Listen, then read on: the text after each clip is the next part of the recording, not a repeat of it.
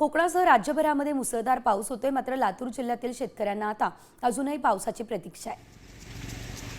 गेल्या 20 दिवसांपासून आपण जर पाहिलं तर पावसानं दडी मारलेली आणि त्यामुळे या ठिकाणी पिकं करपलेली आहेत। शेतकऱ्यांवरती दुबार पेरणीचं संकट ओढावलंय। शेतकरी तुषार सिंचनाच्या सहाय्याने पिकांना पाणी देत आहेत। थेट शेतातून या संदर्भात आढावा आमचे प्रतिनिधी संदीप भोसले यांनी घेतलेला आहे।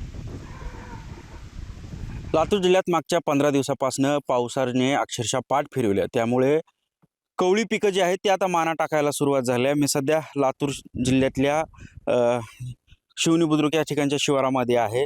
कवळी पिकं आहे, सोयाबीनचं पीक आहे, मात्र पाऊस नसल्याने ही पीक आता माना टाकतं। त्यामुळे शेतकरी कुठेतरी आता पाऊस नसल्याने वरच्या पाण्याची व्यवस्था करताना पाहायला मिळतोय। काही शेतकरी आहेत, जसं पेरणी झाली, पेरणीच्या अगोदर पाऊस आला होता, पण पाऊस जसं पेरणी केली तसं 15 ते 3 वार झाले पाऊस नाही।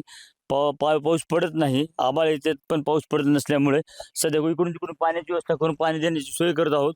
कोरडी फक माती झाली, पिकं मरायला लागलेत आणि पावसाची वाट पाहतो पण पाऊस येत नाही। सध्या बरेच दिवस झाले पाऊस नाही। आजूबाजूच्या एक दोघाला पाणी आहे, त्यांच्यावर शेजारी मदत करतात, पाणी देऊन तर वाचेल का म्हणून प्रयत्न चालू आहेत, म्हणून हे पाईप आतरून पाणी देत आहोत। संदीप भोसले, सामटी न्यूज, लातूर।